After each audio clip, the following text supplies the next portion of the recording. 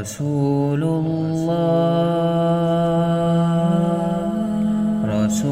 الله طال بي الحنين وغرق موجتي شود فيه رسول الله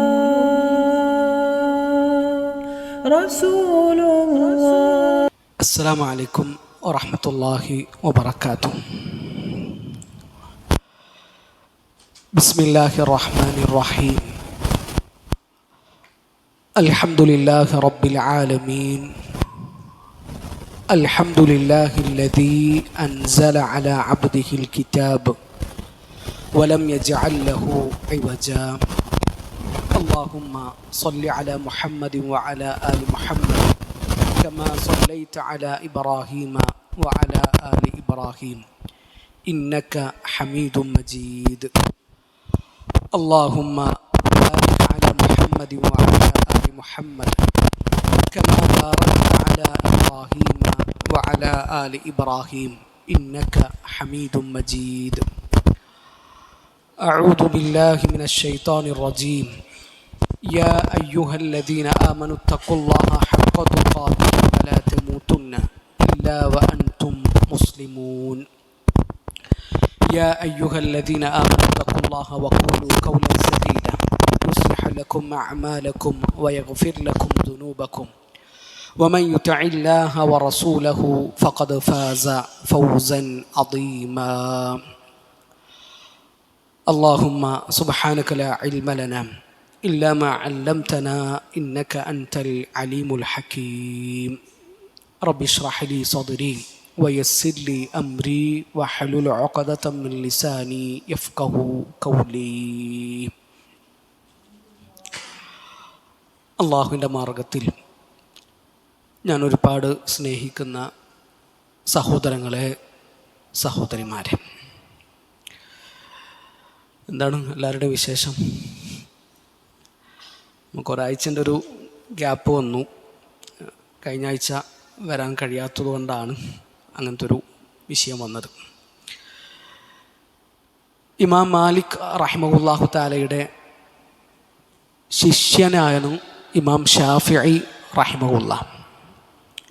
ഇമാം ഷാഫിഈ റഹിമഹുല്ലാഹു തആലക്ക് ഇമാം മാലിക് റഹിമഹുല്ലാ നൽകുന്ന ഒരു വസിയ്യത്ത് നമുക്ക് ചരിത്രത്തിൽ കാണാൻ പറ്റും. ഇന്നി അറല്ലാഹ ഖദ് അൽഖാ അലാ ഖൽബിക നൂറ. ഇമാം ഷാഫിയോട് ഇമാം മാലിക് റഹിമഹുല്ലാ പറയാണ്, നിൻ്റെ ഹൃദയത്തിൽ, നിൻ്റെ കൽബിൽ അള്ളാഹു ഒരു നൂറിട്ട് തന്നിട്ടുണ്ട്, ഒരു പ്രകാശം ഇട്ട് തന്നിട്ടുണ്ട്. ഫലാ തുത്ഫിഉഹു ബിദുൽമത്തിൽ മഅസിയ. പാപങ്ങൾ ചെയ്തുകൊണ്ട് ആ പ്രകാശം, ആ നൂറ് നീ കെടുത്തിക്കളയാൻ പാടില്ല. ഇമാം ഷാഫിഈ റഹിമഹുല്ലാഹു തആലയുടെ ബുദ്ധി ശക്തിയും ഗ്രാഹ്യ ശക്തിയും ഹിഫ്ളിനുള്ള കഴിവൊക്കെ കണ്ടിട്ടാണ് ഇമാം മാലിക് റഹിമഹുല്ലാഹു തആല അങ്ങനത്തെ ഒരു വാക്ക് പറയുന്നത്. ഇമാം ഷാഫിഈ റഹിമഹുല്ലാ തന്നെ ഒരിക്കൽ അദ്ദേഹത്തിൻ്റെ ഉസ്താദായ വക്കീഇനോട് പരാതി പറയുന്നുണ്ട്. പഠിച്ച കാര്യങ്ങളൊന്നും മനസ്സിൽ നിൽക്കുന്നില്ല, ഹിഫ്ള് അതിനെന്തോ പ്രശ്നമുണ്ട്. അപ്പോൾ ഇമാം വക്കീഅ റഹിമഹുല്ലാ ഇമാം ഷാഫിഈ റഹിമഹുല്ലാഹു തആലക്ക് നൽകുന്ന ഉപദേശം അദ്ദേഹം ഒരു കവിതയിലൂടെ നമുക്ക് പറഞ്ഞു തരുന്നുണ്ട്. ശകൗതു ഇലാ വക്കീഇൻ സൂഅ ഹിഫ്ളി ഫഅർശദനി ഇലാ തർക്കിൽ മആസി വഅഖ്ബറനി ബിഅന്നൽ ഇൽമ നൂറുൻ വനൂറുല്ലാഹി ലാ യുഹ്ദാ ലിആസി. വക്കീഇനോട് ഞാൻ പരാതി പറഞ്ഞു, എൻ്റെ ഹിഫ്ളിന് തകരാറുണ്ട്, പ്രശ്നമുണ്ട് എന്നാണ് ഞാൻ പരാതി ബോധിപ്പിച്ചത്. അപ്പോൾ വക്കീഅ് എനിക്ക് നൽകിയ ഉപദേശം നീ പാപങ്ങൾ വെടിയണമെന്നതാണ്. ഇൽമ എന്നത് അള്ളാഹുവിൻ്റെ നൂറാണ്, അള്ളാഹുവിൻ്റെ പ്രകാശമാണ്. പാപം ചെയ്യുന്ന ആളുകൾക്ക് അള്ളാഹു ആ നൂറ്, ആ പ്രകാശം നൽകുകയില്ല. നമ്മളൊരു തെറ്റ് ചെയ്യുമ്പോൾ, ഒരു തിന്മ ചെയ്യുമ്പോൾ, അള്ളാഹു വിലക്കിയ ഒരു കാര്യം ചെയ്യുമ്പോൾ അതുകൊണ്ട് ഒരുപാട് ദോഷങ്ങളുണ്ട്. അതിലേറ്റവും പ്രധാനപ്പെട്ട മുഖ്യമായ ഒരു അപകടമാണ് ഇൽമ് തടയപ്പെടുമെന്നത്. തെറ്റ് ചെയ്യുന്ന ആളുകൾക്ക്, പാപികളായ ആളുകൾക്ക് അള്ളാഹുവിൻ്റെ നൂറായ പ്രകാശമായ ഇൽമ് കിട്ടുകയില്ല. ഇമാം മാലിക് റഹിമഹുല്ലയുടെ ഉപദേശത്തിലും വക്കീ റഹിമഹുല്ലയുടെ ഉപദേശത്തിലൊക്കെ നമ്മൾ കാണുന്നത് ആ ഒരു അടിസ്ഥാന തത്വമാണ്. അപ്പോൾ ആ തെറ്റുകളിൽ നിന്ന് മാറി നിൽക്കാൻ നമ്മൾ ഓരോരുത്തരും പരിശ്രമിക്കണം. അള്ളാഹു തിന്മകളിൽ നിന്ന് അകന്നു നിൽക്കാൻ നമ്മളെല്ലാവരെയും സഹായിക്കട്ടെ. പ്രിയപ്പെട്ടവരൊരു ചോദ്യം കൊണ്ട് ഇന്നത്തെ ക്ലാസ് തുടങ്ങാമെന്നാണ് വിചാരിക്കുന്നത്. അപ്പോൾ സീറ എന്താണ്? സീറ എന്ന് പറഞ്ഞാൽ സീറ ഭാഷാപരമായിട്ട് സീറ എന്ന് പറഞ്ഞാൽ ചരിത്രം എന്നാണോ അർത്ഥം? ഭാഷാപരമായിട്ട് സീറ എന്ന് പറഞ്ഞാൽ ത്വരീഖ എന്നാണ് അർത്ഥം. ത്വരീഖ വഴി അല്ലേ? അത് ചീത്ത വഴികളുണ്ടാകാം, നല്ല വഴികളുണ്ടാകാം. ഏത് വഴിയായാലും അതിനെന്ത് പറയും? സീറ എന്ന് പറയും. എന്നാൽ സീറത്തുൻ നബവി, അസ്സീറത്തുൻ നബവിയ്യ, നബി സല്ലല്ലാഹു അലൈഹി വസല്ലമയിലേക്ക് ചേർത്തി പറഞ്ഞാൽ പിന്നെ അത് ഏറ്റവും നല്ല വഴിയാണ്. അതിനേക്കാളും നല്ല വഴി, മാർഗം, ത്വരീഖ് വേറെ ഇല്ല. അപ്പോൾ ഭാഷാപരമായി കൊണ്ട് സീറ എന്ന് പറഞ്ഞാൽ ത്വരീഖ വഴി, മാർഗം എന്നാണ് അർത്ഥം. നബി സല്ലല്ലാഹു അലൈഹി വസല്ലമയുടെ സീറയിലൂടെയുള്ള നമ്മുടെ യാത്ര നമ്മൾ തുടരുകയാണ്. ഇത് നമ്മുടെ 4ാമത്തെ ക്ലാസ്സാണ്. വലൈക്കും അസ്സലാം വറഹ്മത്തുള്ളാഹി വബറകാതുഹു. കഴിഞ്ഞ ക്ലാസ്സിൽ നമ്മൾ സംസാരിച്ചത് ഇബ്രാഹിം നബി അലൈഹി സ്വലാത്തു വസ്സലാമയുടെ കുടുംബത്തെ പറ്റിയിട്ടാണ്. ആലു ഇബ്രാഹിമിനെ പറ്റിയിട്ടാണ് നമ്മൾ സംസാരിച്ചത്. കാരണം നബി സല്ലല്ലാഹു അലൈഹി വസല്ലമയുടെ വേരുകൾ ചെന്നെത്തുന്നത് എവിടെയാണ്? ഇബ്രാഹിമി കുടുംബത്തിലാണ്. അതുകൊണ്ടാണ് ഇബ്രാഹിം നബി അലൈഹി സ്വലാത്തു വസ്സലാമയുടെ കുടുംബത്തെ പറ്റിയിട്ട് നമ്മൾ വിശദമായിട്ട് തന്നെ പറഞ്ഞത്. അപ്പോൾ ആ ക്ലാസ്സിൽ നമ്മൾ പറഞ്ഞിരുന്നു നബി സല്ലല്ലാഹു അലൈഹി വസല്ലമയുടെ നസബ് വിശദമായിട്ട് നമ്മൾ പറയും. അപ്പോൾ ആ ഒരു നസബ് പറയാനാണ് ഇന്നത്തെ ക്ലാസ്സിൽ നമ്മൾ ഉദ്ദേശിക്കുന്നത്. ഗ്രൂപ്പിലിട്ടുന്നല്ലേ? ആയിക്കോട്ടെ. ഹിർക്കലിൻ്റെ കൊട്ടാരത്തിൽ വെച്ചിട്ട് നടക്കുന്ന ഒരു സംഭാഷണമുണ്ട് ചരിത്രത്തിൽ. ഹിർക്കലും അബൂ സുഫിയാനും, റോമിലെ രാജാവായ ഹിർക്കലും അബൂ സുഫിയാനും തമ്മിലുള്ള സംഭാഷണമാണത്. ഈ മക്കക്കാരുടെ പ്രധാന വരുമാന മാർഗം എന്ന് പറഞ്ഞാൽ കച്ചവടമാണ്. അവർ പല നാടുകളിലേക്കും യാത്ര ചെയ്ത് കച്ചവടം ചെയ്ത് വരുമാനം കണ്ടെത്തിയിരുന്ന ആൾക്കാരാണ്. അപ്പോൾ അബൂ സുഫിയാനും സംഘവും ഷാമിലുള്ള സമയമാണ്. ആ സമയത്ത് റോമിലെ ഭരണാധികാരിയായ ഹിർക്കൽ അബൂ സുഫിയാനെയും മക്കക്കാരെയും എന്ത് ചെയ്യാണ്? കൊട്ടാരത്തിലേക്ക് വിളിച്ചു വരുത്താൻ. കാരണം നബി സല്ലല്ലാഹു അലൈഹി വസല്ലമ മക്കയിൽ വന്നിട്ടുണ്ട്, നബിൻ്റെ പ്രബോധനം തുടങ്ങിയിട്ടുണ്ടെന്നുള്ള വിവരം ആർക്ക് കിട്ടിയിട്ടുണ്ട്? ഹിർക്കലിന് കിട്ടിയിട്ടുണ്ട്. അപ്പോൾ ആ നബിൻ്റെ നാട്ടുകാർ എൻ്റെ നാട്ടിലുണ്ട് എന്നറിയുമ്പോൾ ഹിർക്കൽ ചക്രവർത്തി അവരെ കൊട്ടാരത്തിലേക്ക് വിളിക്കാൻ. കാരണം നബി സല്ലല്ലാഹു അലൈഹി വസല്ലമയെ പറ്റിയിട്ടുള്ള ഡീറ്റെയിൽ ആയിട്ടുള്ള വിവരങ്ങൾ ആർക്ക് വേണം? ഹിർക്കലിന് വേണം. ആ വിവരങ്ങൾ കിട്ടാനാണ് ഈ സംഘത്തെ അദ്ദേഹം കൊട്ടാരത്തിലേക്ക് വിളിച്ചു വരുത്തുന്നത്. അങ്ങനെ കൊട്ടാരത്തിലേക്ക് വന്നു. അബൂ സുഫിയാനുമായിട്ട് ഹിർക്കൽ സംസാരിക്കാൻ. അവർക്കിടയിൽ ഒരു തർജുമാനുണ്ട്, ഒരു പരിഭാഷകനുണ്ട്. അങ്ങനെ അബൂ സുഫിയാൻ്റെ മുന്നിൽ വെച്ചിട്ട് ഹിർക്കൽ ചോദിക്കുന്ന ഒരു ചോദ്യമാണ്, കൈഫ നസബുഹു ഫീക്കും. നബി സല്ലല്ലാഹു അലൈഹി വസല്ലമയെ പറ്റിയിട്ടുള്ള ഓരോ വിവരങ്ങൾ ഇങ്ങനെ തിരക്കുകയാണ്.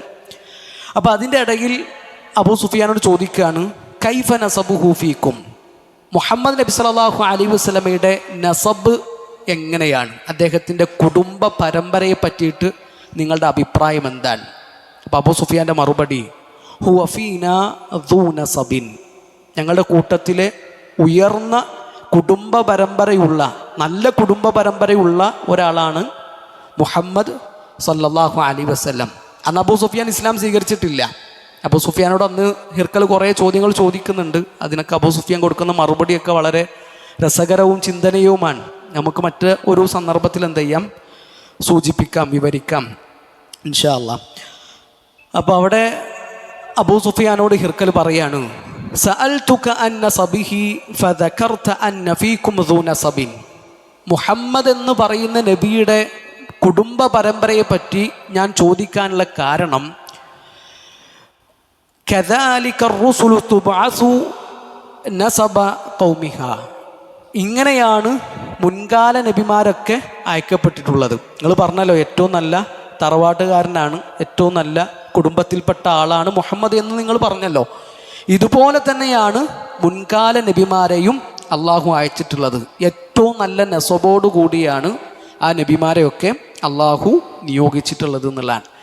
അപ്പോൾ നബി സല്ലല്ലാഹു അലൈഹി വസല്ലമയുടെ കുടുംബ മഹിമയുടെ കാര്യത്തിൽ അറബികൾക്കിടയിൽ എന്തുണ്ടായിരുന്നില്ല? തർക്കമുണ്ടായിരുന്നില്ല. അവർ പോലും അംഗീകരിച്ച കാര്യമാണ് അത്. നമ്മൾ പറഞ്ഞു നബി സല്ലല്ലാഹു അലൈഹി വസല്ലമയെ അള്ളാഹു തിരഞ്ഞെടുത്തത് ഇസ്മായിൽ നബി അലൈഹി സ്വലാത്തു വസ്സലാമയുടെ പരമ്പരയിൽ നിന്നാണ്. കിനാനയെ അള്ളാഹു തിരഞ്ഞെടുത്തു. ആ കിനാനയിൽ നിന്ന് അള്ളാഹു ഖുറൈശികളെ തിരഞ്ഞെടുത്തു. ഖുറൈശികളിൽ നിന്ന് അള്ളാഹു ഹാഷിമിനെ തിരഞ്ഞെടുത്തു. ബനു ഹാഷിം കുടുംബത്തിൽ നിന്ന് അള്ളാഹുവിൻ്റെ റസൂൽ സല്ലല്ലാഹു അലൈഹി വസല്ലമയെയും അള്ളാഹു തിരഞ്ഞെടുത്തു.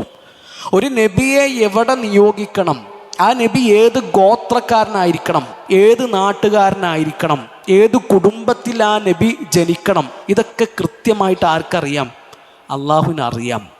ആരും അള്ളാഹുവിന് പഠിപ്പിച്ചു കൊടുക്കേണ്ട ആവശ്യമില്ല, അള്ളാഹുവിന് പറഞ്ഞു കൊടുക്കേണ്ട ആവശ്യമില്ല. അല്ലാഹു അഅലമു ഹൈതു യജഅലു റിസാലത. ഒരു നബിയെ അയക്കുമ്പോൾ ആ നബിയെ എവിടെ നിയോഗിക്കണമെന്ന് ഏറ്റവും നന്നായിട്ട് അറിയുന്നവനാണ് നമ്മുടെ റബ്ബ് എന്ന് സൂറത്തു അൽ അൻആമിലെ 124 ആയത്തിൽ അള്ളാഹു നമ്മളോട് പറയുന്നുണ്ട്.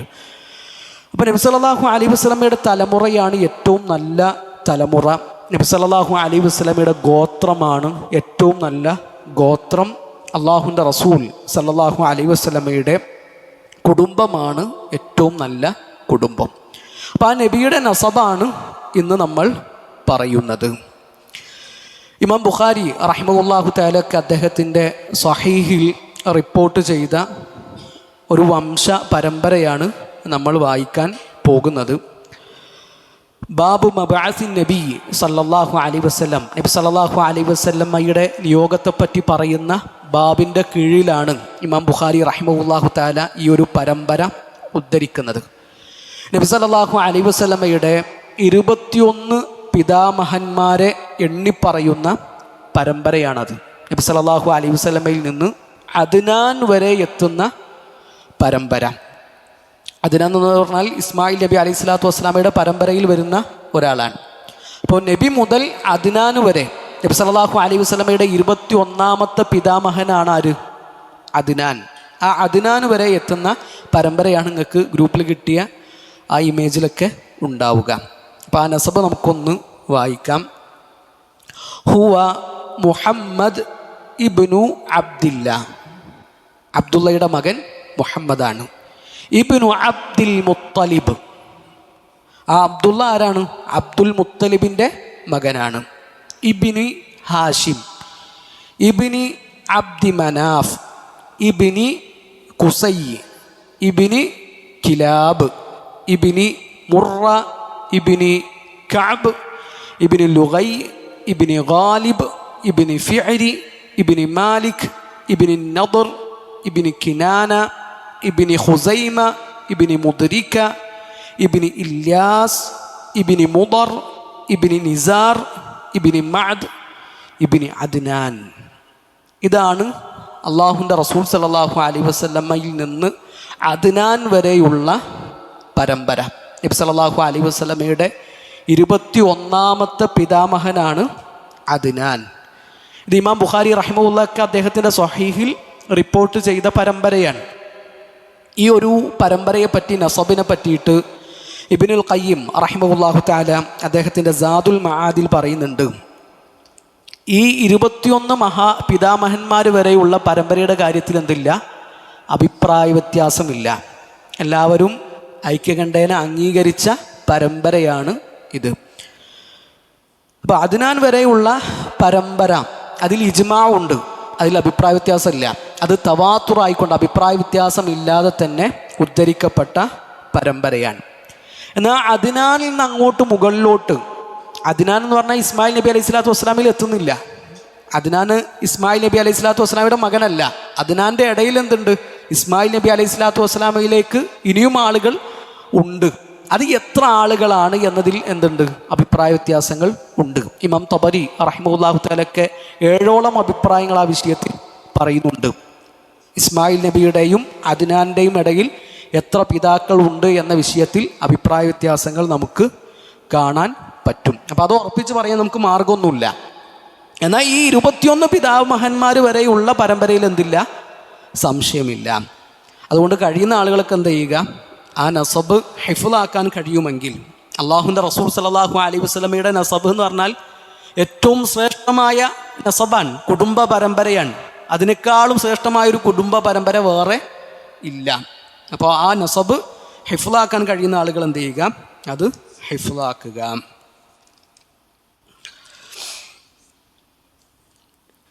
ഇനി 21 ആളുകളുടെ കൂട്ടത്തിൽ നിന്ന് ചില ആളുകളെ പറ്റിയിട്ട് നമുക്ക് ഒന്ന് ഡീറ്റെയിൽ ആയിട്ട് പ്രത്യേകം പറയേണ്ടതുണ്ട്.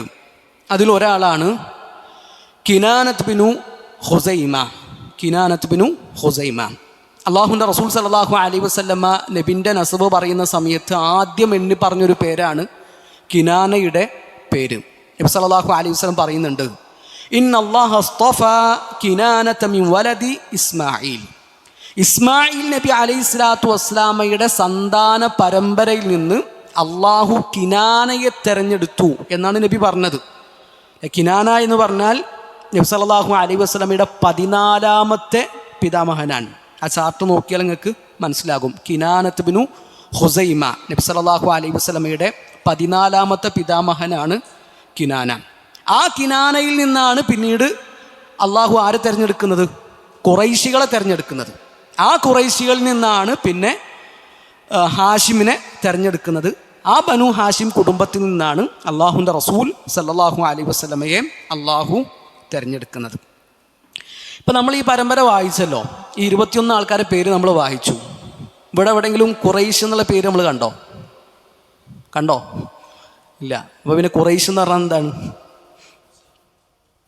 ആയിക്കോട്ടെ, ഒരാളിലേക്ക് ചേർത്തി പറയുന്നല്ലേ ഗോത്രം എന്ന് പറഞ്ഞാൽ. അഹ്സൻത്. ഖുറൈശ് എന്നത് ഫിഹ്റിൻ്റെ മറ്റൊരു അപരനാമമാണ് എന്ന അഭിപ്രായമുണ്ട്. ഭൂരിഭാഗം പണ്ഡിതന്മാരും അങ്ങനത്തെ ഒരു അഭിപ്രായം പറഞ്ഞത് നമുക്ക് കാണാൻ പറ്റും.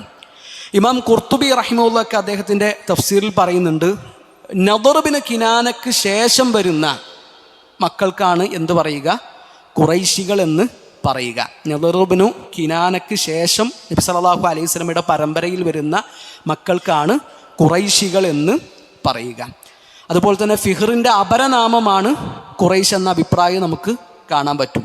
വഅൻദിർ അശീറതകൽ അഖ്റബീൻ, അല്ലാഹുവിൻ്റെ റസൂലെ നിങ്ങൾ നിങ്ങളുടെ അടുത്ത ബന്ധുക്കളെ ഈ ദീനിലേക്ക് ക്ഷണിക്കുക. പരസ്യ പ്രബോധനത്തിലുള്ള ആഹ്വാനം കിട്ടിയപ്പോൾ നബി സല്ലല്ലാഹു അലൈഹി വസല്ലമ സൊഫയുടെ മുകളിൽ കയറിയിട്ട് മക്കക്കാരെ വിളിക്കുന്നുണ്ടല്ലോ.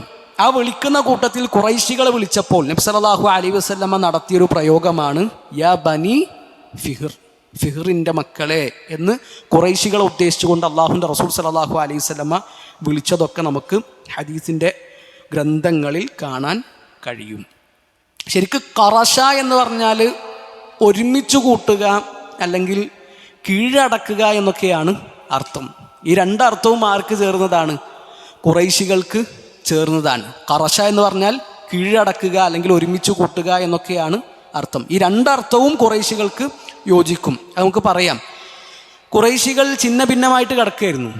ആ ഖുറൈശികളെ ഖുസൈ ഒരുമിച്ച് കൂട്ടി അവരെയും കൊണ്ട് കഅബയുടെ അധികാരം പിടിച്ചെടുക്കുകയാണ് ചെയ്തത്.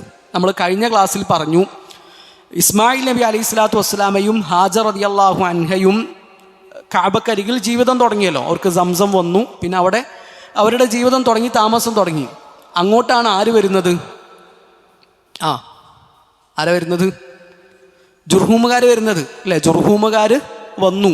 അവർ നാടോടികളായ അറബികളാണ്. ഇങ്ങനെ നാട് ചുറ്റി യാത്ര ചെയ്ത് വെള്ളം കാണുന്നിടത്ത് താമസിച്ച് പിന്നെ ആ വെള്ളം തീർന്നാൽ വേറെ എങ്ങോട്ടും താമസം മാറ്റി അങ്ങനെയൊക്കെ പോകുന്ന ടീമാണ്. അപ്പോൾ ജുർഹൂമുകാർ വന്നു, അവരവരുടെ വെള്ളം കണ്ടെത്തി. അങ്ങനെ ഹാജർ റളിയല്ലാഹു അൻഹയോട് അനുവാദം ചോദിക്കുന്നു, ഇവിടെ താമസിക്കട്ടെ എന്ന്. ഹാജർ റളിയല്ലാഹു അൻഹ അനുവാദം കൊടുക്കുന്നു.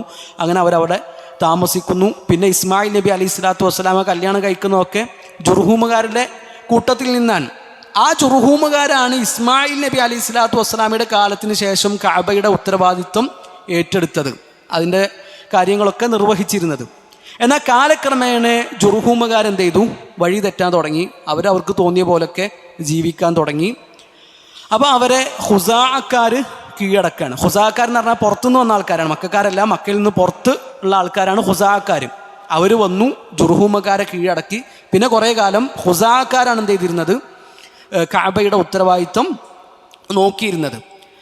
അങ്ങനെ ഈ സമയത്താണ് ഖുസൈ എന്ത് ചെയ്യുന്നത്. ഖുസൈ എന്ന് പറഞ്ഞാൽ നബി സല്ലല്ലാഹു അലൈഹി വസല്ലമയുടെ വംശപരമ്പരയിൽ എത്രാമത്തെ പിതാമഹനാണ്? ഖുസൈ അഞ്ചാമത്തെ ആളാണ്. ഖുസൈ ഇബ്നു കിലാബ് അഞ്ചാമത്തെ ആളാണ്. ആ ഖുസൈയാണ് എന്ത് ചെയ്യുന്നത്, ഖുറൈശികളൊക്കെ ഒരുമിച്ച് കൂട്ടി ഹുസാക്കാരുമായിട്ട് പോരാടി കഅബയുടെ ഉത്തരവാദിത്വം വീണ്ടും തിരിച്ചെടുക്കുന്നത്. അപ്പോൾ കീഴടക്കലാണത്. ആണ് ഖുറൈശികൾ കീഴടക്കുക എന്നുള്ളത് അവിടെ വരും. ഈ സ്രാവിനൊക്കെ എന്ത് പറയലുണ്ട്, കിർഷ് എന്ന് പറയലുണ്ട്. അറബി ഭാഷയിൽ സ്രാവിന് കിർഷ് എന്ന് പറയലുണ്ട്. കാരണം സ്രാവിനെ ആരും കീഴടക്കില്ലല്ലോ. ആ സ്രാവ് ബാക്കിയുള്ളവരൊക്കെ എന്ത് ചെയ്യലാണ്, കീഴടക്കുകയാണ് ചെയ്യുക. അവിടെ കിർഷ് എന്ന് സ്രാവിന് പറയാറുണ്ട്. അപ്പോൾ ഇതാണ് ഖറശ എന്ന് പറഞ്ഞാൽ ഒരുമിച്ച് കൂട്ടുക, അതുപോലെ തന്നെ കീഴടക്കുക എന്ന അർത്ഥമൊക്കെയാണ് ഉള്ളത്. ഖുറൈശികൾക്ക് ഒരുപാട് ശ്രേഷ്ഠതകളുണ്ട്. നബി സല്ലല്ലാഹു അലൈഹി വസല്ലം നമുക്ക് അവരുടെ ഫളായിലുകൾ പറഞ്ഞു തന്നിട്ടുണ്ട്.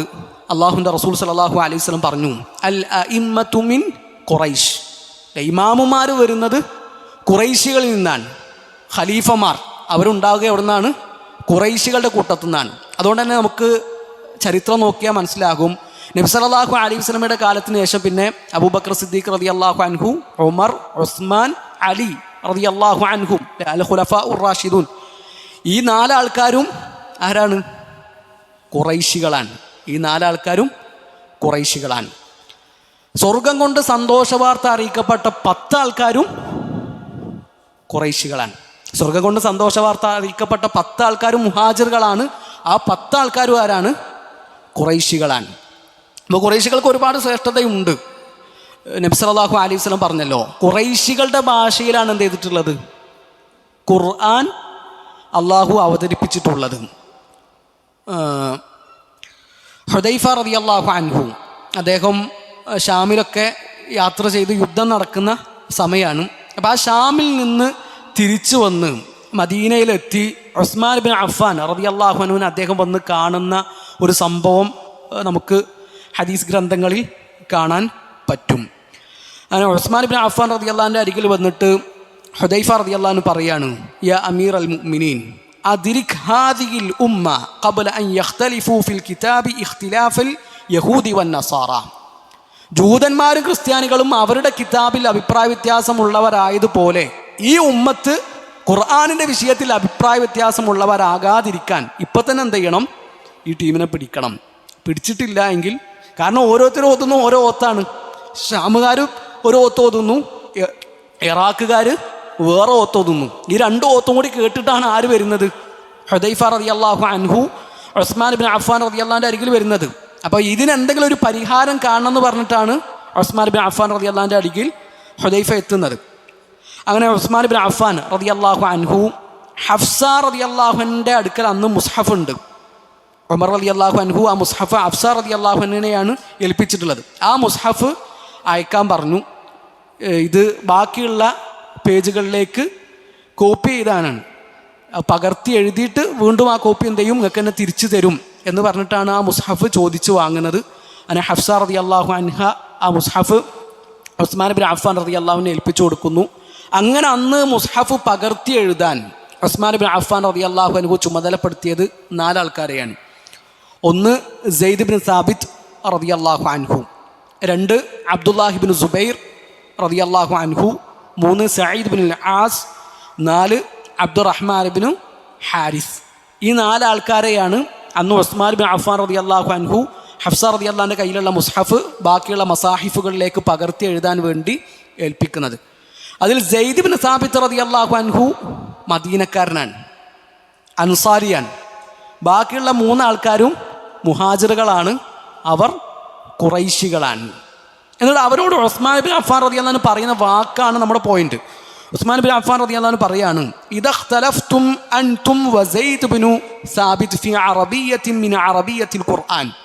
നിങ്ങൾ 3 ആളും സെയ്ദ് ബിൻ സാബിത്തിനോട് ഖുർആനിൻ്റെ അറബിയിൽ എന്തെങ്കിലും അഭിപ്രായ വ്യത്യാസം ഉണ്ടായാൽ ഫക്തുബൂഹാ ബിലിസാനി ഖുറൈശ്, നിങ്ങൾ എന്ത് ചെയ്യണം?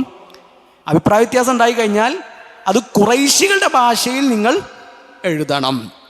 ഫഇന്നൽ ഖുർആന ഉൻസില ബിലിസാനിഹിം, കാരണം ഖുറൈശികളുടെ ഭാഷയിലാണ് അള്ളാഹു ഖുർആൻ ഇറക്കിയിട്ടുള്ളത് എന്നാണ്.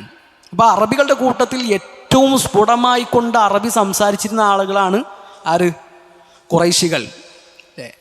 നബി സല്ലല്ലാഹു അലൈഹി വസല്ലം പറയുന്നുണ്ട്, അന അഫ്സഹുൽ അറബ്, അറബികളുടെ കൂട്ടത്തിൽ ഏറ്റവും സ്ഫുടമായി സംസാരിക്കുന്നവനാണ് ഞാനെന്ന് അള്ളാഹുവിൻ്റെ റസൂൽ സല്ലല്ലാഹു അലൈഹി വസല്ലം പറയുന്നതൊക്കെ നമുക്ക് കാണാൻ പറ്റും. അങ്ങനെ മുസ്ഹഫുകൾ അവർ പകർത്തി എഴുതി പല കോപ്പികളും പല നാടുകളിലേക്ക് അയച്ചു. അതല്ലാത്ത കോപ്പികൾ കത്തിച്ച് കളയാനാണ് അന്ന് ഉസ്മാൻ ഇബ്നു അഫ്ഫാൻ റളിയല്ലാഹു അൻഹു നിർദ്ദേശം കൊടുക്കുന്നത്, കൽപ്പന കൊടുക്കുന്നത്. അങ്ങനെ ഉസ്മാൻ ഇബ്നു അഫ്ഫാൻ റളിയല്ലാഹുവിൻ്റെ നിർദ്ദേശപ്രകാരം ബാക്കിയുള്ള മുസ്ഹഫുകൾ കത്തിക്കപ്പെടുകയാണ് ചെയ്തത്. ഈ ഒരു സംഭവത്തിൽ നിന്നാണ് ഉപയോഗശൂന്യമായ മുസ്ഹഫാണെങ്കിൽ അത് കത്തിച്ച് കളയാമെന്നതിനുള്ള ഒരു തെളിവ് കൂടിയാണ് ഈ സംഭവം. കാരണം ഉസ്മാൻ ഇബ്നു അഫ്ഫാൻ റളിയല്ലാഹു അൻഹു എന്ത് ചെയ്യുന്നില്ല, ഒരു സ്വഹാബിയും എതിർത്തിട്ടില്ല. അങ്ങനെ കത്തിച്ച് കളയുമ്പോൾ അത് ശരിക്കും മുസ്ഹഫിനോടുള്ളൊരു ആദരവാണ്. അത് കത്തിച്ച് കളയുമ്പോൾ പിന്നെ അത് ചവിട്ടി നടക്കുന്ന പ്രശ്നം, അതിന് നിന്ദിക്കപ്പെടുന്ന പ്രശ്നമൊന്നും വരുന്നില്ല. അപ്പോൾ നമ്മുടെ വീട്ടിലൊക്കെ ഉപയോഗശൂന്യമായ മുസ്ഹഫ് ഉണ്ട് എങ്കിൽ ആകെ കീറി പറഞ്ഞ് പിന്നെ ഉപയോഗിക്കാൻ പറ്റില്ല. ഉപയോഗിക്കാൻ പറ്റുമെങ്കിൽ എന്ത് ചെയ്യണം? അത് നന്നാക്കി ഉപയോഗിക്കുന്നതാണ് വേണ്ടത്. എന്നാൽ ഒരു നിലക്കും ഉപയോഗിക്കാൻ പറ്റാത്ത മുസ്ഹഫ് ഉണ്ട് എങ്കിൽ ആ മുസ്ഹഫ് എവിടെയെങ്കിലും കൊണ്ടുപോയിടല്ല വേണ്ടത്, അത് കത്തിച്ച് കളയാണ് വേണ്ടത്. ഷെയ്ഖ് ഇബ്നു ഉസൈമീൻ റഹിമഹുല്ലാഹു തആല ഒക്കെ പറയുന്നുണ്ട്, ഒരു സൂക്ഷ്മത എന്നുള്ള നിലക്ക് കത്തിച്ച് കളഞ്ഞിട്ട് അതിൻ്റെ ചാരം കൊണ്ടുപോയി കുഴിച്ചിട്ടാണെങ്കിൽ അതിന് ഏറ്റവും നല്ല പരിപൂർണ രൂപമായി. അതല്ലെങ്കിൽ ചിലപ്പോൾ കത്തിച്ച് കളഞ്ഞാലും ചിലപ്പോൾ ചില വാക്കുകളൊക്കെ എന്തുണ്ടാകും, പൂർണ്ണമായിട്ട് കത്താത്തതുണ്ടാകും, അത് പാറിപ്പോകും. അത് ചിലപ്പോൾ അള്ളാഹുവിൻ്റെ പേരുകളായിരിക്കും. അതൊക്കെ പിന്നീട് ആളുകൾ ചവിട്ടി നടക്കുന്ന അവസ്ഥയുണ്ടാകും. അപ്പോൾ അതൊന്നും ഇല്ലാതിരിക്കാൻ കത്തിച്ച് കളഞ്ഞ് അത് പിന്നീട് കൊണ്ടുപോയി കുഴിച്ചു മൂടുകയാണെങ്കിൽ ഏറ്റവും നല്ല കാര്യം. ഇനി കത്തിക്കാതെ കുഴിച്ചു മൂടുകയാണെങ്കിൽ അങ്ങനെ എന്ത് ചെയ്യാം, ചെയ്യാവുന്നതാണ്. അപ്പോൾ ഇവിടെ നമ്മൾ പറഞ്ഞ പോയിന്റ് ഇതാണ്, ഖുറൈശികളുടെ ഭാഷയിലാണ് എന്ത് ചെയ്തിട്ടുള്ളത്, അള്ളാഹു ഖുർആൻ അവതരിപ്പിച്ചിട്ടുള്ളത്. കാരണം നബി സല്ലല്ലാഹു അലൈഹി വസല്ലം ആരാണ്? ഖുറൈശിയാണ്. വമാ അർസൽനാ മിർ റസൂലിൻ ഇല്ലാ ബിലിസാനി ഖൗമിഹി, അല്ലെ, ഒരു ജനതയുടെ ഭാഷയിലാണ് ആ ജനതയിലേക്കുള്ള നബിയെ അള്ളാഹു അയച്ചിട്ടുള്ളത്. നബി സല്ലല്ലാഹു അലൈഹി വസല്ലം ഖുറൈശിയാണ്. അറബികൾ പല തരക്കാരാണ്. ബനൂ തമീമുകാരുണ്ട്, കഹ്താനികളുണ്ട്. അവരുടെ കൂട്ടത്തിൽ ഒന്നല്ല അള്ളാഹുവിൻ്റെ റസൂൽ സല്ലല്ലാഹു അലൈഹി വസല്ലമ ഉള്ളത്. ഖുറൈശിയാണ് നബി. അതുകൊണ്ട് തന്നെ നബി സല്ലല്ലാഹു അലൈഹി വസല്ലമയുടെ ഭാഷയിലാണ് എന്ത് ചെയ്തിട്ടുള്ളത്, അള്ളാഹു ഖുർആൻ ഇറക്കിയിട്ടുള്ളത്. അവിടെ ഇത് സൂറത്ത് ഇബ്രാഹിമിലെ 4-ാമത്തെ ആയത്താണ്. ഒരു ജനതയുടെ ഭാഷയിലായിക്കൊണ്ടല്ലാതെ അള്ളാഹു എന്ത് ചെയ്തിട്ടില്ല, ഒരു റസൂലിനെയും അയച്ചിട്ടില്ല എന്നുള്ളത് സൂറത്ത് ഇബ്രാഹിമിലെ 4-ാമത്തെ ആയത്താണ്. ഉമർ മൗലവി റഹിമഹുല്ലാ അദ്ദേഹത്തിൻ്റെ ഓർമ്മകളുടെ തീരത്ത് എന്ന പുസ്തകത്തിൽ പറയുന്നുണ്ട്, മിർസ ഗുലാം അഹ്മദ് ഖാദിയാനി അദ്ദേഹം കള്ളപ്രവാചകനാണെന്നുള്ളതിന് കുറേ തെളിവുകളൊന്നും തേടി പോകേണ്ട ആവശ്യമില്ല. കാരണം മൂപ്പര് പഞ്ചാബിയാണ്, മൂപ്പര നാട്ടുകാരും പഞ്ചാബികളാണ്. എന്നാൽ ഇയാൾക്ക് വഹി വന്നതൊക്കെ ഇംഗ്ലീഷിലും ഉറുദുവിലുമാണ്. പഞ്ചാബി ഭാഷയിൽ എന്ത് ചെയ്തിട്ടില്ല, മിർസ ഗുലാം അഹ്മദ് ഖാദിയാനിക്ക് വഹി വന്നിട്ടില്ല. അപ്പോൾ ഈ സൂറത്ത് ഇബ്രാഹിമിലെ 4-ാമത്തെ ആയത്തന്നെ ഏറ്റവും വലിയ തെളിവാണെന്ത്, ഈ ചങ്ങായി കള്ളപ്രവാചകനാണ് എന്നൊക്കെ ഉമർ മൗലവി റഹിമഹുല്ലാ അദ്ദേഹത്തിൻ്റെ ഓർമ്മകളുടെ തീരത്ത് എന്ന ആ ഒരു ജീവചരിത്രത്തിൽ പറയുന്ന നമുക്ക് കാണാൻ പറ്റും. ഇനി ഇവിടെ നമ്മൾ ശ്രദ്ധിക്കേണ്ട ഒരു കാര്യം, ഇപ്പോൾ ഖുറൈശികൾ എന്ന് പറഞ്ഞാൽ അവർക്ക് വലിയ ശ്രേഷ്ഠത ഉണ്ട്, മഹത്തുണ്ട് എന്നൊക്കെ പറഞ്ഞു. ഈ ശ്രേഷ്ഠതയും മഹത്വമൊക്കെ എപ്പോഴാണ് ഉണ്ടാവുക? അവർക്ക് ഈമാനും തഖ്വ ഉണ്ടെങ്കിലേ ഉണ്ടാവുള്ളൂ. അതല്ലാതെ നബി സല്ലല്ലാഹു അലൈഹി വസല്ലമയുടെ കുടുംബക്കാരനായി നബിൻ്റെ ഗോത്രത്തിൽപ്പെട്ട ആളായി എന്നതുകൊണ്ട് എന്താവൂല, അതുകൊണ്ട് മാത്രം കാര്യമില്ല. ഒരാൾക്ക് ഈമാനും തഖ്വയൊന്നുമില്ല, അയാൾ നബിൻ്റെ കുടുംബക്കാരനാണ്, തൗഹീദില്ല, അയാൾക്ക് എന്തില്ല, ഒരു സ്ഥാനവും ഇല്ല. അപ്പം നബി സല്ലല്ലാഹു അലൈഹി വസല്ലമയുടെ അരികിൽ വന്നിട്ട് ഒരു സ്വഹാബി ചോദിക്കുകയാണ്, ഐന അബി, അള്ളാഹുവിൻ്റെ റസൂൽ എൻ്റെ ഉപ്പ എവിടെയാണ്? അപ്പം നബി സല്ലല്ലാഹു അലൈഹി വസല്ലം പറഞ്ഞു, ഫിന്നാർ, എൻ്റെ ഉപ്പ നരകത്തിലാണ്. അല്ലെ, സ്വന്തം വാപ്പ നരകത്തിലാണെന്ന് കേൾക്കുമ്പോൾ ഒരു മനുഷ്യനുണ്ടാകുന്ന സങ്കടവും ദുഃഖവും എത്രയായിരിക്കും.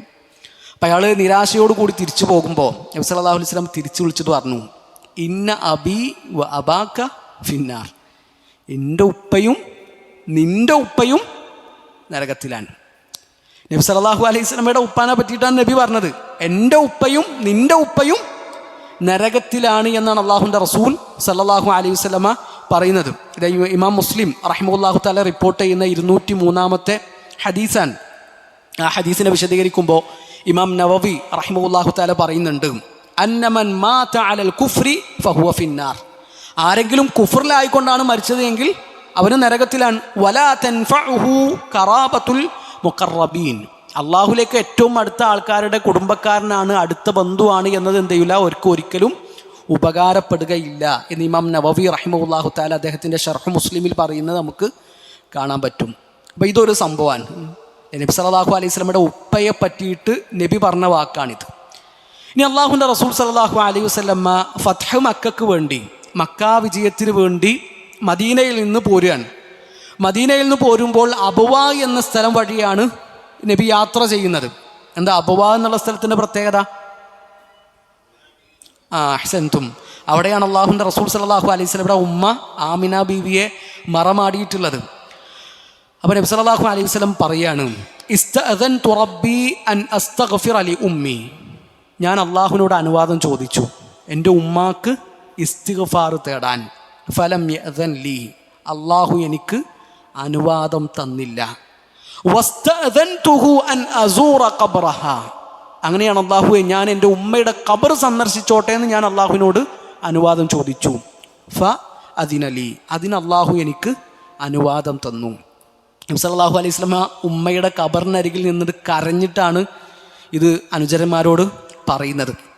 അപ്പോൾ ഇവിടെ നമ്മൾ ഓർക്കേണ്ട ഒരു കാര്യം, അള്ളാഹുവിൻ്റെ റസൂൽ സല്ലല്ലാഹു അലൈഹി വസല്ലമക്ക് സ്വന്തം ഉമ്മാക്ക് വേണ്ടി, ആമിന ബീവിക്ക് വേണ്ടി ഇസ്തിഗ്ഫാർ തേടാനുള്ള അനുവാദം ആര് കൊടുത്തിട്ടില്ല? അള്ളാഹു കൊടുത്തിട്ടില്ല.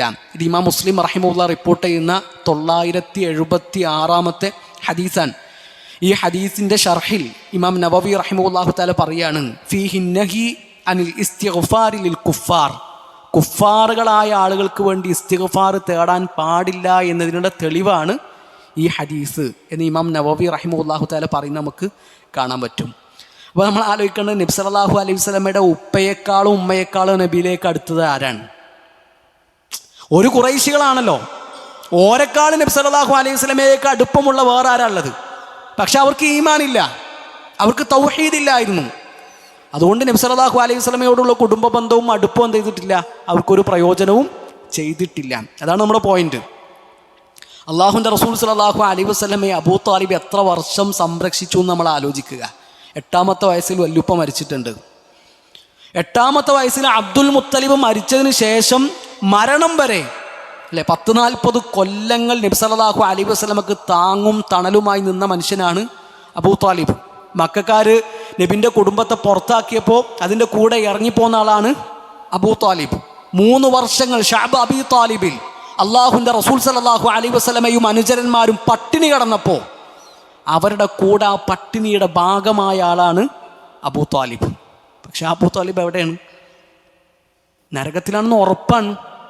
അബൂ ത്വാലിബ് നരകത്തിലാണ് എന്ന് ഉറപ്പാണ്.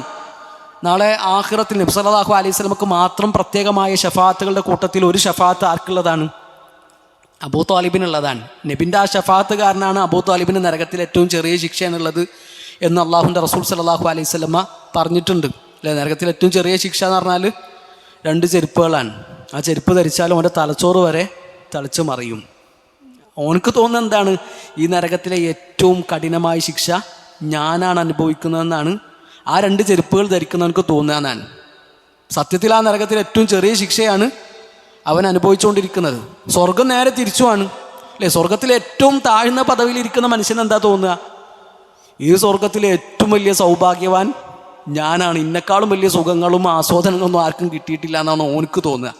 എന്നാൽ ആ സ്വർഗത്തിലെ ഏറ്റവും ചെറിയ സുഖങ്ങളിലും ആസ്വാദനങ്ങളിലുമാണ് അവനുള്ളത് എന്നാണ്. അപ്പോൾ അബൂ ത്വാലിബ് നരകത്തിലാണ്. കാരണം എന്താണ്? തൗഹീദില്ല. നല്ല തറവാട്ടുകാരനാണ്, ഖുറൈശിയാണ്, പക്ഷേ ഈമാനില്ല, തൗഹീദില്ല. ഈമാനും തൗഹീദും ഉള്ള ഒരാളാണ് എങ്കിൽ, ഹൃദയത്തിൽ ഒരു കടുകുമണിയോളം ഈമാൻ ഉണ്ട് എങ്കിൽ, ജീവിതത്തിൽ തൗഹീദ് ഉണ്ടായിരുന്നുവെങ്കിൽ അവൻ ഒരിക്കലും എവിടെ കാലാകാലം കിടക്കേണ്ടി വരില്ല, നരകത്തിൽ കാലാകാലം കിടക്കേണ്ടി വരില്ല. അവൻ ചെയ്ത തെറ്റുകൾക്കുള്ള ശിക്ഷ അനുഭവിച്ചു കഴിഞ്ഞാൽ അള്ളാഹു എന്ത് ചെയ്യും? അവരെ നരകത്തിൽ നിന്ന് പുറത്തേക്ക് കൊണ്ടുവരും. ചിലപ്പോൾ ശിക്ഷ അനുഭവിക്കാതെ തന്നെ എന്ത് ചെയ്യും? അള്ളാഹു അവർക്ക് പുറത്തു കൊടുക്കുകയും ചെയ്യും. അത് അള്ളാഹുവിൻ്റെ മശീഅത്ത് അനുസരിച്ചാണ്, അള്ളാഹുവിൻ്റെ ഉദ്ദേശം അനുസരിച്ചാണ്. തൗഹീദ് ഉണ്ടോ ഓൻ ഒരിക്കലും കാലാകാലം അവിടെ കിടക്കൂല. നരകത്ത് കിടക്കൂല. വഖുൽ യുഖ്രിജുല്ലാഹുൽ അദീമു ബിഫദ്ലിഹി മിനന്നാരി അജ്സാദം മിനൽ ഫഹ്മി തുത്രഹു അലൻ നഹ്രി ഫിൽ ഫിർദൗസി തഹ്യാ ബിമാഇഹി കഹിബ്ബി ഹമീലിസ് സൈലി ഇദ് ജാഅ യത്ഫഹു. നഹ്റുൽ ഹയാത്ത് എന്നുള്ള പേരിൽ ഒരു നദിയുണ്ട്.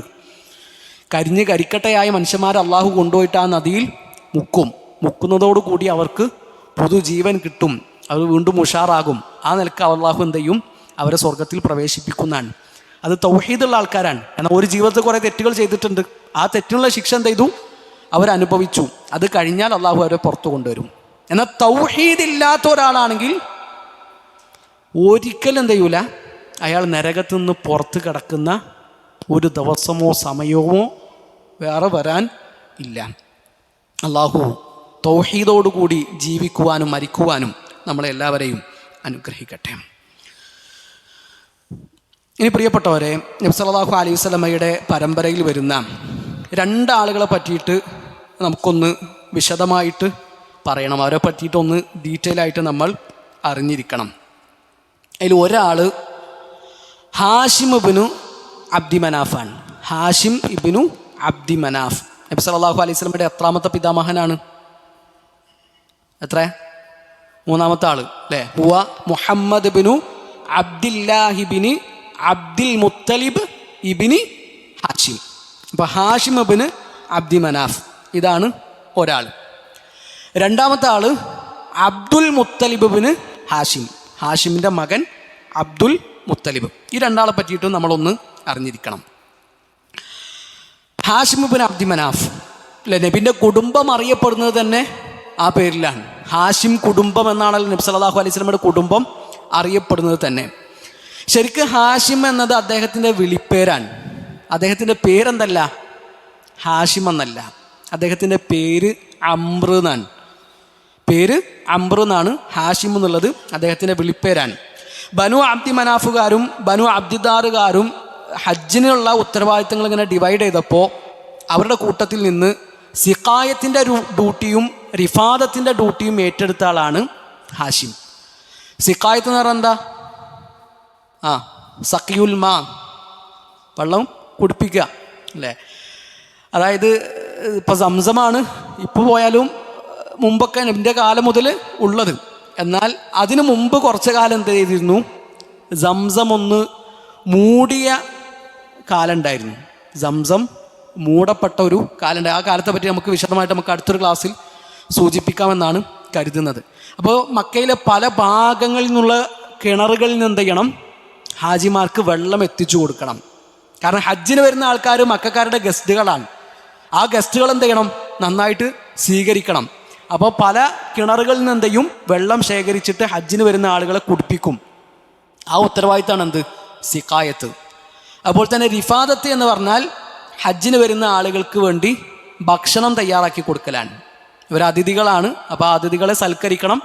അപ്പോൾ അവർക്ക് ഹജ്ജ് കഴിഞ്ഞ് മടങ്ങുന്നവരെ എന്ത് ചെയ്യും? ഭക്ഷണം കൊടുക്കും. മക്കയിലും മിനായിലും അതുപോലെ തന്നെ മുസ്ദലിഫയിലും അറഫയിലൊക്കെ എന്ത് ചെയ്യും? ഈ ഭക്ഷണം വിതരണം ചെയ്യും. ഈ ഉത്തരവാദിത്വത്തിനാണ് എന്ത് പറയുക? റിഫാദത്ത് എന്ന് പറയുക. ഈ സിഖായത്തും റിഫാദത്തും ആരാണ് ഏറ്റെടുത്തത്? ഹാഷിമാണ് ഏറ്റെടുത്തത്. അറബി ഭാഷയിൽ ഹഷമ എന്ന് പറഞ്ഞാൽ മുറിക്കുക, നുറുക്കുക എന്നൊക്കെയാണ് അർത്ഥം. ഗ്രൈൻഡ് ചെയ്യുന്നതിനൊക്കെ എന്ത് പറയുക? ഹഷമ എന്ന് പറയുക. അപ്പോൾ ഈ മക്കയിലേക്ക് വരുന്ന ഹാജിമാർക്ക് ഇറച്ചിയും അതുപോലെ തന്നെ ഹുബ്സും ചേർത്തുകൊണ്ട് സരീദ് എന്ന സ്പെഷ്യൽ വിഭവം ഉണ്ടാക്കി കൊടുക്കും. അത് ആദ്യമായിട്ട് ഉണ്ടാക്കി കൊടുത്ത ആരാണ്? ഹാഷിമാണ്. ആണ് ഹഷമ. അതെന്നാണ് ഏത് പേര് വന്നത്? ഹാഷിം എന്ന പേര് വന്നത്. ആദ്യമായിട്ട് സരീദ് ഉണ്ടാക്കി കൊടുത്തത് ഹാഷിമാൻ. സരീദ് എന്നുള്ളത് സ്പെഷ്യൽ വിഭവമാണ്. ആയിഷ റളിയല്ലാഹു അൻഹയോട് അല്ലാഹുവിൻ്റെ റസൂൽ സല്ലല്ലാഹു അലൈഹി വസല്ലം ഒരിക്കൽ പറയുന്നുണ്ട്, ഇന്ന ഫദ്ല ആയിഷത അല നിസാഇ കഫദ്ലി സരീദി അലാ സാഇരി തുആം. ആയിഷ ബീവിക്ക് ബാക്കിയുള്ള സ്ത്രീകളെക്കാളൊക്കെ ഉള്ള ശ്രേഷ്ഠത എന്ന് പറഞ്ഞാൽ സരീദിന് ബാക്കിയുള്ള ഭക്ഷണങ്ങളെക്കാളൊക്കെ ഉള്ള ശ്രേഷ്ഠതയാണ് എന്ന് നബി സല്ലല്ലാഹു അലൈഹി വസല്ലം പറയുന്നത് നമുക്ക് കാണാൻ പറ്റും. അപ്പോൾ ഹുബ്സും അതുപോലെ തന്നെ ലഹ്മ് മാംസവും കൂട്ടിക്കുഴച്ചിട്ടുണ്ടാക്കുന്ന വിഭവത്തിനാണ് എന്ത് പറയുക? സരീദ് എന്ന് പറയുക. ഈ വിഭവം ആദ്യമായിട്ട് ഹാജിമാർക്ക് ഉണ്ടാക്കി കൊടുത്ത ആൾ ഹാഷിമാൻ. ആണ്. ഹഷമ എന്ന പദത്തിൽ നിന്നാണ് ഹാഷിം എന്ന വിളിപ്പേര് വന്നിട്ടുള്ളത്. ശരിക്കും അദ്ദേഹത്തിൻ്റെ പേരെന്താണ്? അംർ എന്നാണ്. അതുപോലെ തന്നെ ഖുർആൻ നമുക്ക് ഖുറൈശികളുടെ 2 യാത്രകളെ പറ്റി പറഞ്ഞു തരുന്നുണ്ട് അല്ലേ. ഈലാഫി ഖുറൈശ് ഈലാഫിഹിം റിഹ്ലത ശിതാഇ വസ്സൈഫ് അല്ലെ. ശൈത്യകാലത്ത് ഒരു യാത്ര, അതുപോലെ തന്നെ ഉഷ്ണകാലത്ത് ഒരു യാത്ര. ഉഷ്ണകാലത്ത് ഇവർ സിറിയയിലേക്കാണ് പോവുക. അതുപോലെ തന്നെ ശൈത്യകാലത്ത് ഇവർ യമനിലേക്കുമാണ് യാത്ര ചെയ്യുക. ഈ അറബികളുടെ പ്രധാന വരുമാന മാർഗം എന്ന് പറഞ്ഞാൽ കച്ചവടമാണ്. അവർക്ക് കൃഷി അതൊന്നും മക്കക്കാർക്കില്ല, അത് മദീനക്കാർക്കാണ്. മദീനക്കാർ കൃഷിക്കാരാണ്, മക്കക്കാർ കച്ചവടക്കാരാണ്.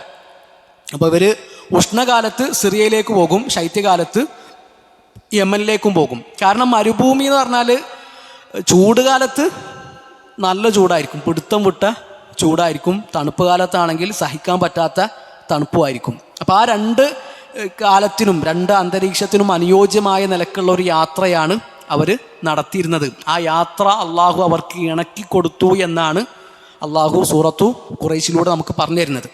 അപ്പോൾ ഈ 2 യാത്രക്കുള്ള തുടക്കം കുറിച്ച ആളാരാണ്? ഹാഷിമാണ്. ഈ 2 യാത്രകൾ ആദ്യമായിട്ട് ആരംഭിച്ചത് ഹാഷിമാണ്. ആ ഒരു പ്രത്യേകത കൂടി എന്തുണ്ട്?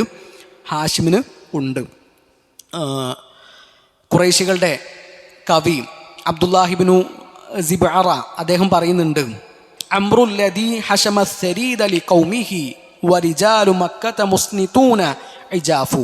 മക്കക്കാർ പട്ടിണി കിടന്ന സമയത്ത്, അവർക്ക് ക്ഷാമമുള്ള സമയത്ത് അവർക്ക് സരീദ് ഉണ്ടാക്കി കൊടുത്തവനാണ് അംർ. സുന്നത്തി ഇലൈഹി റിഹ്ലതാനി കിലാഹുമ. അദ്ദേഹം 2 യാത്രകൾ സുന്നത്താക്കിയിട്ടുണ്ട്. സഫറുശ്ശിതാഇ വരിഹ്ലത്തുൽ അസ്യാഫി. ഒന്ന് ശൈത്യകാലത്തുള്ള യാത്രയാണ്, മറ്റേത് ഉഷ്ണകാലത്തുള്ള യാത്രയാണ്. അതാണ് സൂറത്ത് ഖുറൈശിൽ അള്ളാഹു പറഞ്ഞ 2 തരത്തിലുള്ള യാത്രകൾ. അതുപോലെ തന്നെ ഖുറൈശികൾക്ക് അള്ളാഹു കൊടുത്ത ഏറ്റവും വലിയ പ്രത്യേകതകളിൽ ഒന്നാണ് അവർക്ക് പൂർണ്ണമായിട്ടുള്ള നിർഭയത്വം കൊടുത്തു എന്നുള്ളത് അല്ലേ. വആമനഹും മിൻ ഖൗഫ്. കാരണം കച്ചവടക്കാരെന്ന് പറഞ്ഞാൽ ഓരോരുത്തർ ഇഷ്ടം പോലെ സമ്പത്തുണ്ടാകും. അവർ കച്ചവടം ചെയ്ത് നാട്ടിലേക്ക് തിരിച്ചു പോരുമ്പോൾ വഴിയിൽ കൊള്ളക്കാരുണ്ടാകും, അവർ പിടിച്ചു പറിക്കാൻ ആളുണ്ടാകും. അപ്പോൾ അതിന്നൊക്കെ അള്ളാഹു ഖുറൈശികൾ എന്ത് ചെയ്തിട്ടുണ്ട്? സംരക്ഷിച്ചിട്ടുണ്ട്. കാരണം ഇവരാരാണ്?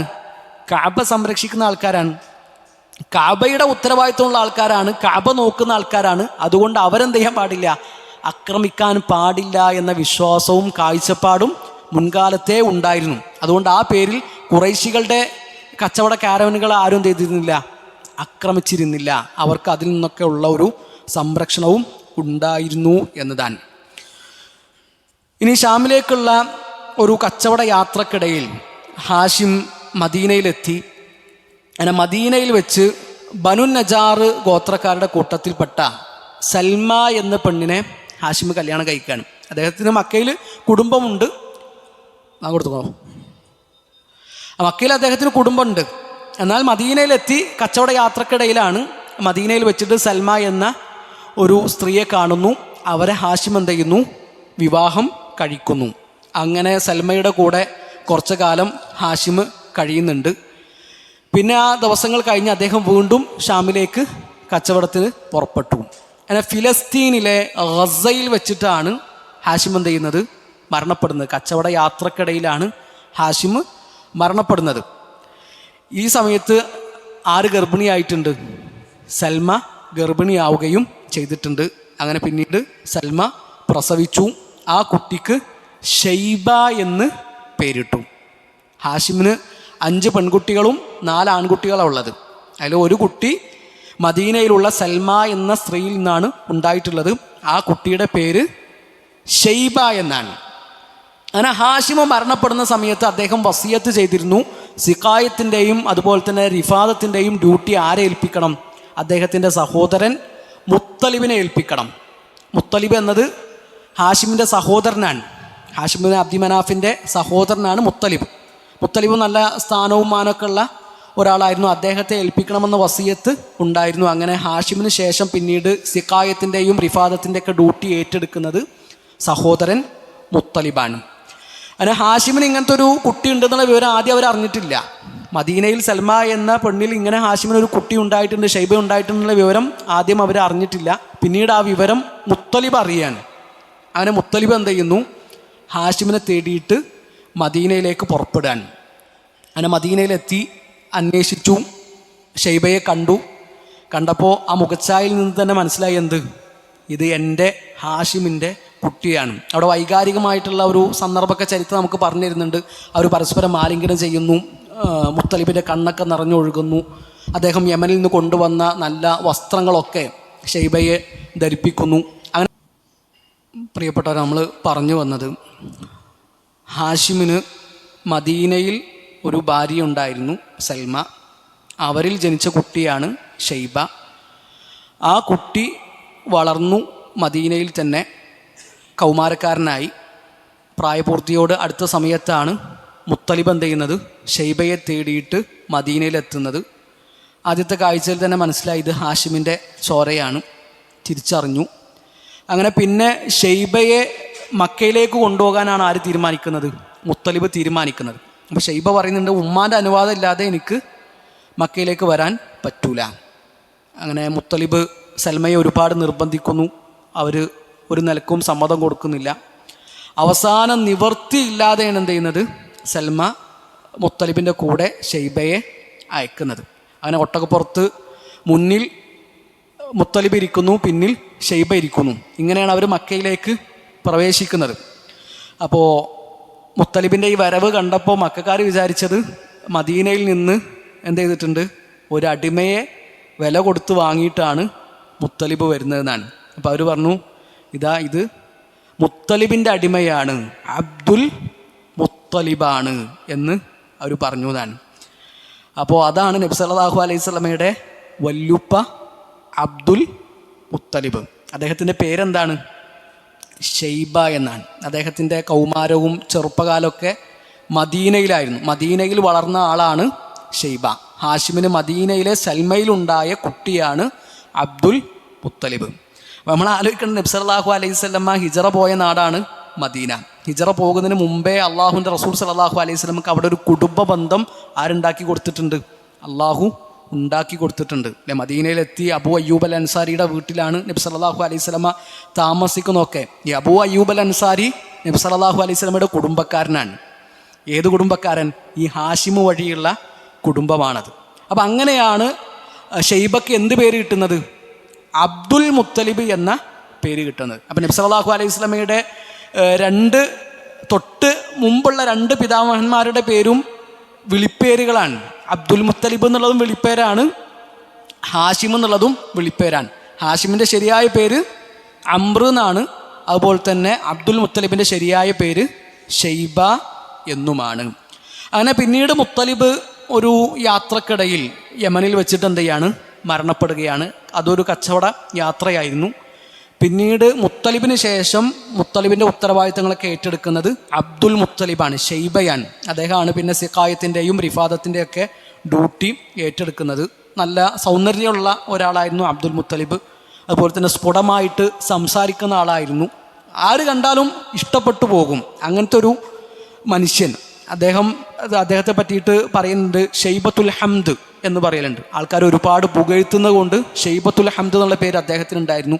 അതുപോലെ തന്നെ അൽ ഫയ്യാദ്, ഒരുപാട് ഔദാര്യം കാണിക്കുന്ന ആളായതുകൊണ്ട് തന്നെ ഫയ്യാദ്, കഴിയൊഴിഞ്ഞ് സഹായിക്കുന്നവൻ എന്ന അർത്ഥത്തിൽ ഫയ്യാദ് എന്ന പേരൊക്കെ അബ്ദുൽ മുത്തലിബിന് ഉണ്ടായിരുന്നു. മുത്തൈമുത്തൈരിസമ, കുന്നിൻ്റെ മുകളിലേക്കൊക്കെ കൊണ്ടുപോയിട്ട് ഈ പക്ഷികൾക്കും മൃഗങ്ങൾക്കൊക്കെ ആര് ഭക്ഷണം കൊടുത്തിരുന്നു, അബ്ദുൽ മുത്തലിബ് ഭക്ഷണം കൊടുത്തിരുന്നു എന്നാണ്. അതുകൊണ്ട് തന്നെ ആകാശത്തുള്ള പറവകൾക്ക് ഭക്ഷണം കൊടുക്കുന്നവൻ, അവരെ തീറ്റിപ്പോറ്റുന്നവൻ എന്ന പേരും ആർക്കുണ്ടായിരുന്നു, അബ്ദുൽ മുത്തലിബിന് ഉണ്ടായിരുന്നു എന്നുള്ളതാണ്. അബ്ദുൽ മുത്തലിബിൻ്റെ ജീവിതത്തിൽ നടക്കുന്ന വളരെ പ്രധാനപ്പെട്ട രണ്ട് സംഭവങ്ങളാണ്. ഒന്ന്, സംസം കുഴിച്ചു എന്നുള്ളത്. നമ്മൾ പറഞ്ഞല്ലോ, സംസം മൂടി കിടന്ന കുറച്ച് കാലം ഉണ്ടായിരുന്നു. അതിനുശേഷം ആ സംസം കുഴിക്കുന്നത് അബ്ദുൽ മുത്തലിബാണ്. അതിന് പിന്നിൽ ഒരു ചരിത്രമുണ്ട്, നമുക്ക് അടുത്തൊരു ക്ലാസ്സിൽ സംസാരിക്കാം.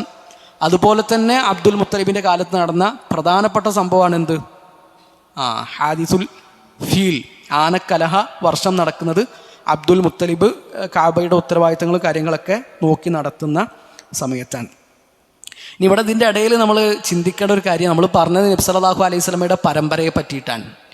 നബി എന്തല്ല, സാധാരണ ഒരു മനുഷ്യനെ പോലെ തന്നെ ജനിക്കുകയും വളരുകയും ചെയ്ത ഒരാളാണ്.